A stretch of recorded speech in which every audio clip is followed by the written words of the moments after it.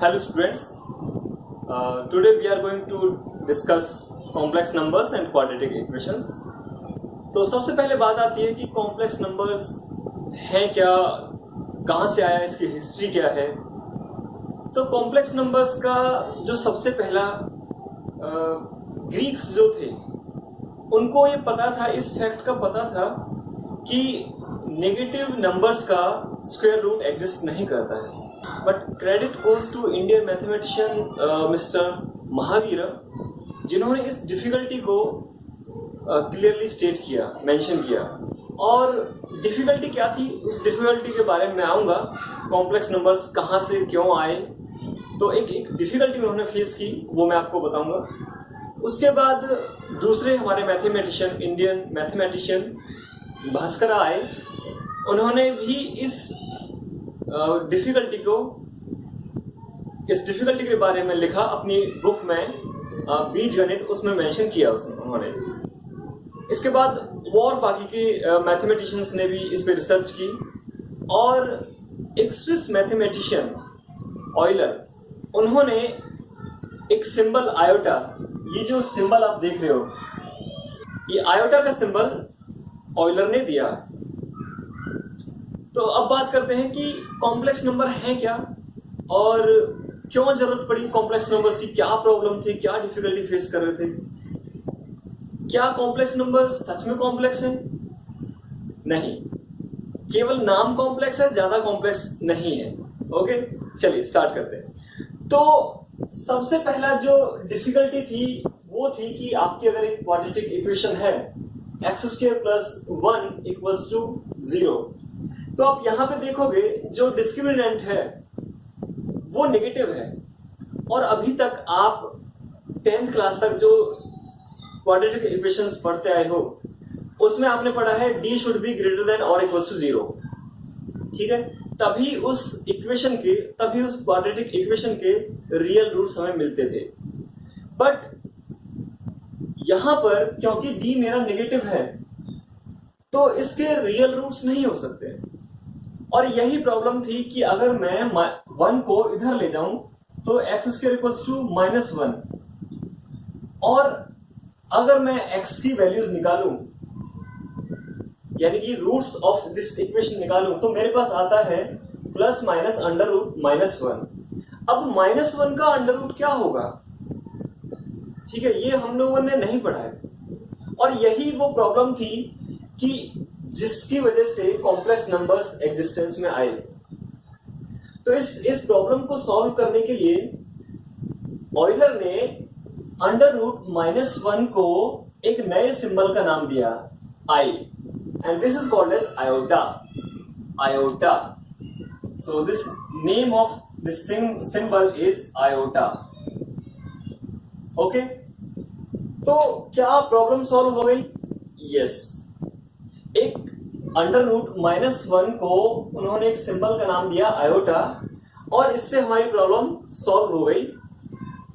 कैसे हो गई वो हम अभी देखेंगे कुछ देर में, जब हम क्वाड्रेटिक इक्वेशंस करेंगे.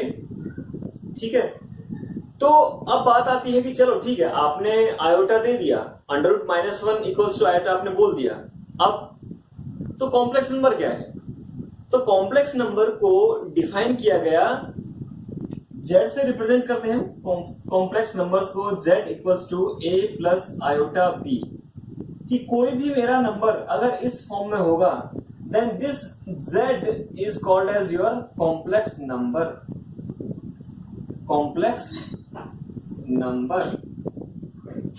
ओके, यहां पर a और b जो है, a and b, these are real numbers. A and b. So a complex number is defined as in the form of a plus iota b. Iota is say √-1. Iota is √-1. Okay. Now ये complex number हमने define कर दिया.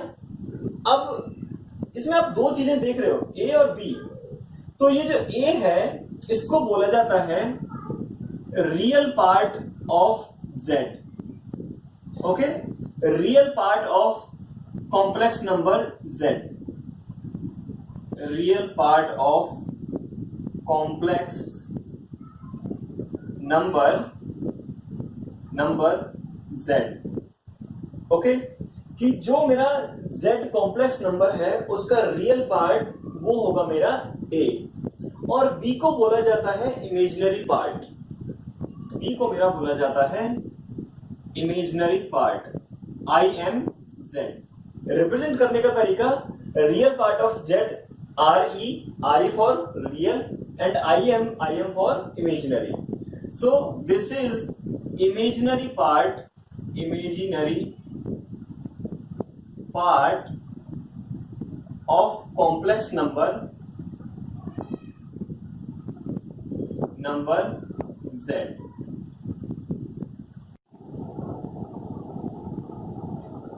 Okay, now let's take a complex number z equals to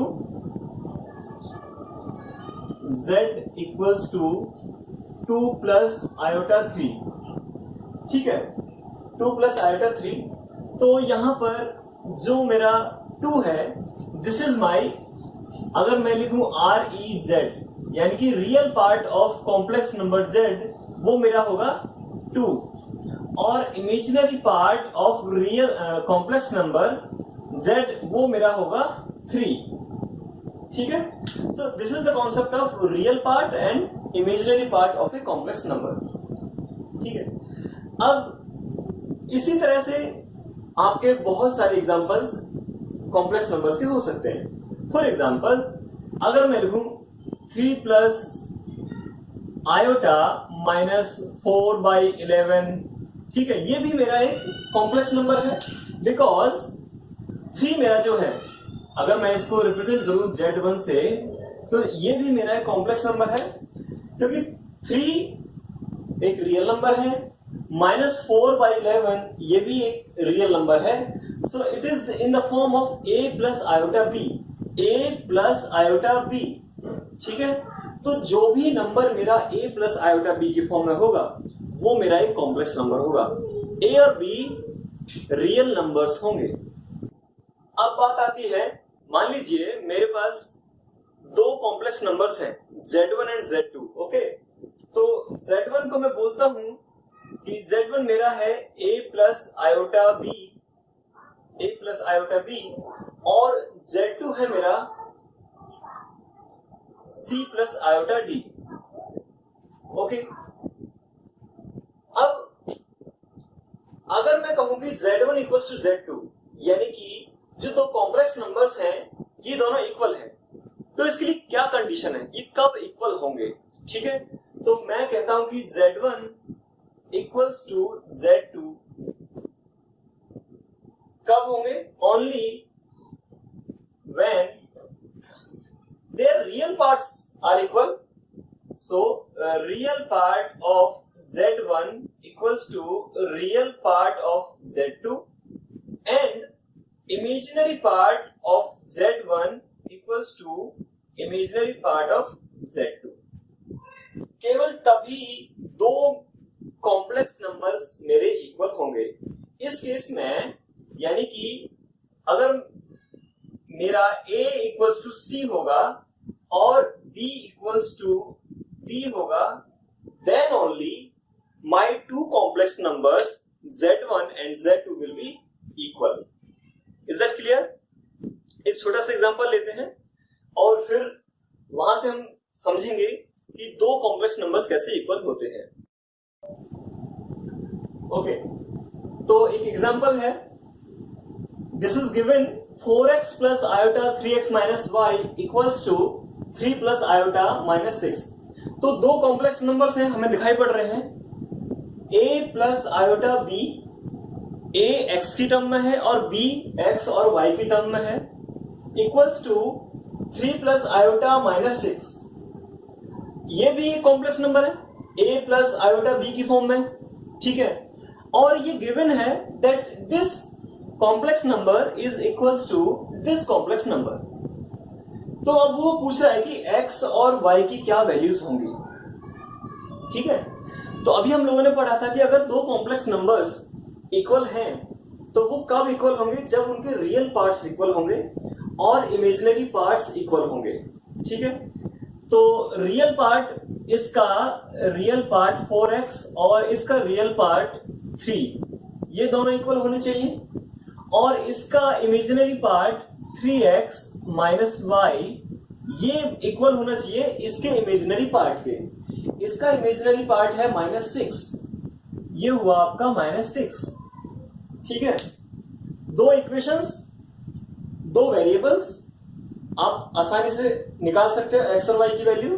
तो यहां से x मेरा निकल के आएगा x इक्वल्स टू 3/4, और ये वैल्यू आप यहां रख दीजिए, तो 3 into 3/4 minus y equals to -6। ठीक है, y को उधर ले जाइए, 6 को इधर ले जाइए, 9/4 प्लस 6 तो 33/4, तो y की वैल्यू आ जाएगी आपकी 33/4। तो ये आपके x और y की वैल्यूज आपकी निकल के आ जाएंगी, जिनके लिए आपके ये दो कॉम्प्लेक्स नंबर्स इक्वल होंगे। Okay, so this is the concept of two complex numbers are equal if their real parts are equal and their imaginary parts are also equal. अब इसके बाद बात आती है आपकी algebra of complex numbers। तो algebra of complex numbers में जो पहली चीज है वो है आपकी addition of two complex numbers। तो addition of two complex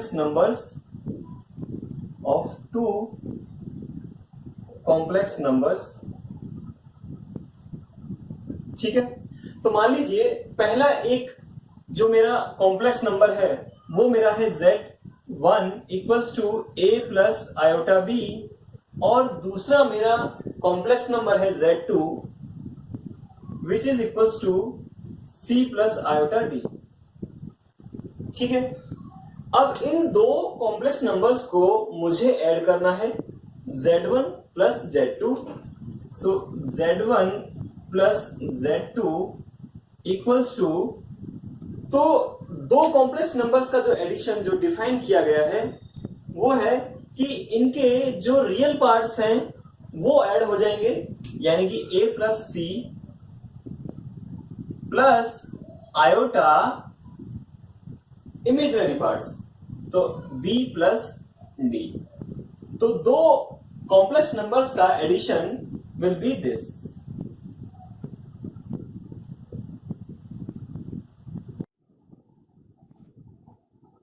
addition of complex numbers की कुछ प्रॉपर्टीज हैं, वो वन बाय वन हम देखेंगे। सो पहली प्रॉपर्टी है क्लोजर लॉ। क्लोजर लॉ मतलब कि दो कॉम्प्लेक्स नंबर्स का जो एडिशन होगा that again will be a complex number. यानी कि अगर मेरे पास दो कॉम्प्लेक्स नंबर्स हैं z1 एंड z2, तो इन दोनों का जो एडिशन होगा, इन दोनों के एडिशन के बाद जो एक नंबर मुझे मिलेगा दैट विल अगेन, मान लीजिए z3, इन दोनों के एडिशन से मुझे एक नया कॉम्प्लेक्स नंबर मिला है z3, so this z3 will be again a complex number. So this is called as your closure law. Addition of two complex numbers is a complex number, this is our closure law. So this z3 will be a complex number, this will be a complex number. Okay, now the next property is our commutative law. So commutative law says that कि अगर दो complex numbers मेरे पास हैं z1 और z2, तो अगर उनको मैं z1 प्लस z2 करूं that will be equals to z2 plus z1। Okay, तो पहले मैं z1 लेता हूं, उसके साथ z2 को ऐड करता हूं, that will be equal to z2 plus z1। Okay, this is our commutative law. और अभी आपको देखने में बहुत आसान लग रहा होगा कि ठीक है, बहुत सिंपल है, z1 plus z2 equal to z2 plus z1, ये बहुत कॉमन सेंस की सी बात है। ठीक है, बट कई बार आप ऐसे चांसेस हो सकते हैं जहां पर आपको इसका यूज देखने को मिल जाए। ठीक है, वहां पर एक बार आप कंफ्यूज हो सकते हैं, तो ये आपको हेल्प करेगा वहां पर। ठीक है, कुछ क्वेश्चंस हम देखेंगे जहां पे इसका यूज होगा।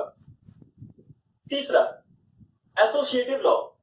एसोसिएटिव लॉ बोलता है कि अगर मेरे पास तीन कॉम्प्लेक्स नंबर्स हैं Z1, Z2 एंड Z3, तो एसोसिएटिव लॉ कहता है कि पहले अगर मैं Z1 और Z2 को ऐड करूं, इन दोनों का जो रिजल्ट निकल के आए, Z1 प्लस Z2 करने के बाद जो रिजल्ट निकल के आए, उसको मैं Z3 के साथ ऐड करता हूं, this will be equals to, तो इसका जो आंसर होगा, Z1 प्लस Z2 को पहले ऐड किया, उसका जो आंसर निकल के आया उसको हमने Z3 के साथ एडिशन किया। सेम होगा कि अगर मैं पहले Z2 और Z3 को ऐड करूं, इन दोनों का जो आंसर निकल के आए उसको मैं ऐड करूं Z1 के साथ। अगेन ये देखने में बहुत सिंपल लग रहा है, बट इन लॉज की आपको जरूरत पड़ सकती है। ओके, ठीक। Next, existence of additive identity.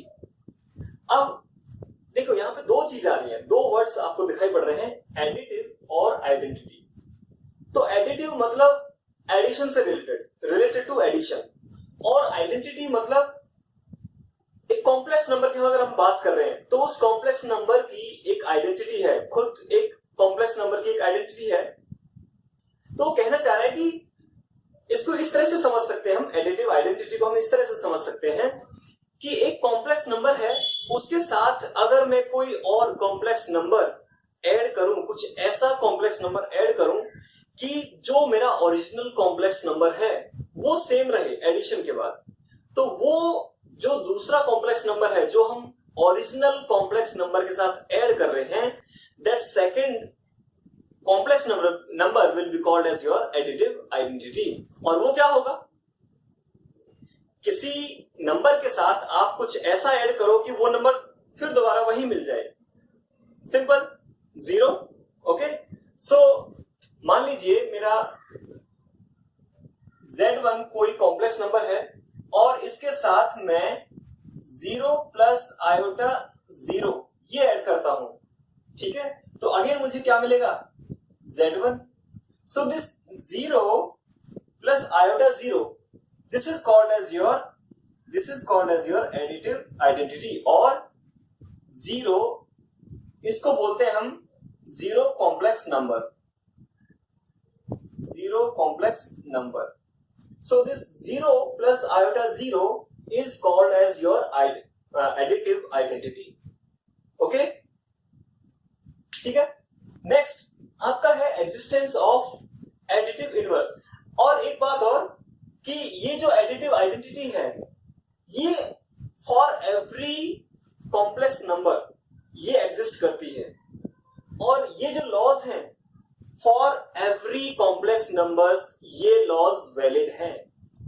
Okay, चल now for every complex number there exist an additive inverse.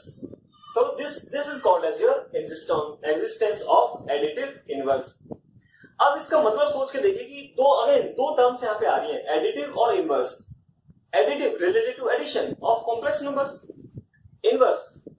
Inverse का मतलब यहाँ पे इनवर्स का एक फील आ रही है, इनवर्स मतलब उल्टा क्या, तो यहाँ पे जो इनवर्स डिफाइन किया है वो डिफाइन किया है, मान लीजिए आपके पास एक कॉम्प्लेक्स नंबर है Z1 equals to a plus iota b, ठीक है।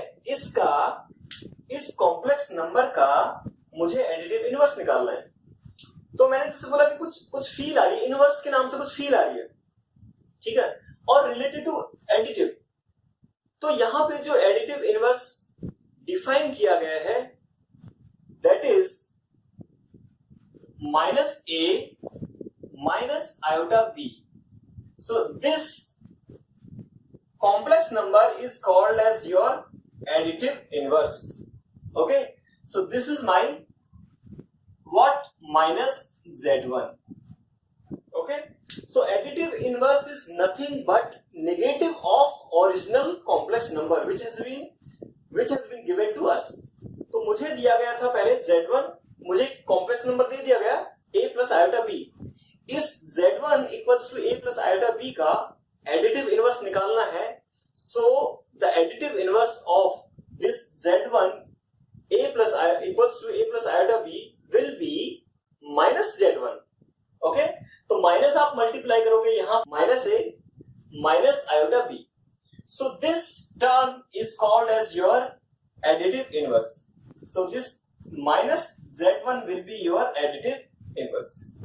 तो additive inverse में आप एक चीज ऑब्जर्व करोगे कि अगर z1 जो मेरा ओरिजिनल कॉम्प्लेक्स नंबर है उसके साथ अगर मैं एडिटिव इनवर्स को ऐड करूं तो मुझे 0 मिलेगा, यानी कि z1 plus minus of z1 this will become 0.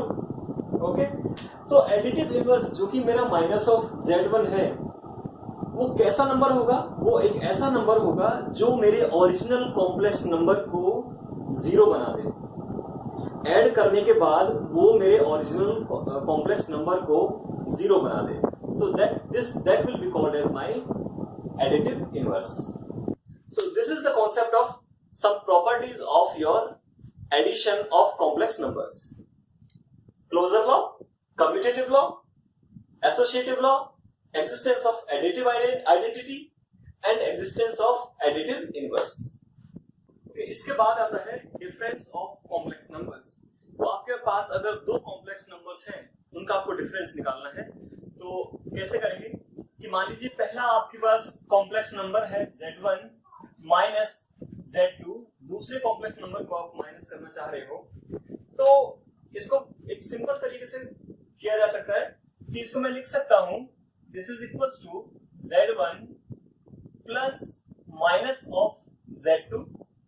Okay, तो माइनस ऑफ z2 बहुत सिंपल है, और जो माइनस ऑफ z2 है यानी कि फॉर एग्जांपल अगर आपका z1 है a प्लस आयोटा b और आपका z2 है c प्लस आयोटा d, तो मुझे अगर z1 माइनस z2 निकालना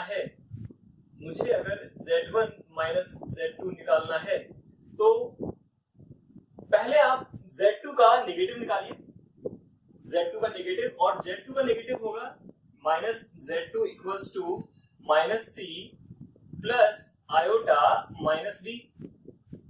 अब जो माइनस z2 है उसको आप ऐड कर दीजिए, माइनस z2 को ऐड कर दीजिए z1 के साथ. ठीक है, तो z1 आपका ये रहा, माइनस z2 ये रहा, इन दोनों को आप ऐड करोगे तो आपको मिलेगा z1 minus z2 equals to a minus c plus iota b minus d. Okay, तो कहने का मतलब अगर दो कॉम्प्लेक्स नंबर्स का आपको डिफरेंस निकालना है तो आप जो दूसरा कॉम्प्लेक्स नंबर है उसका नेगेटिव ले लीजिए, और वो नेगेटिव के बाद जो आंसर आए, आपको नेगेटिव लेने के बाद जो आपका आंसर आए उसको आपको ऐड करना है z1 में, जैसे हमने यहाँ पे किया है. सो this is the concept of your difference of complex numbers.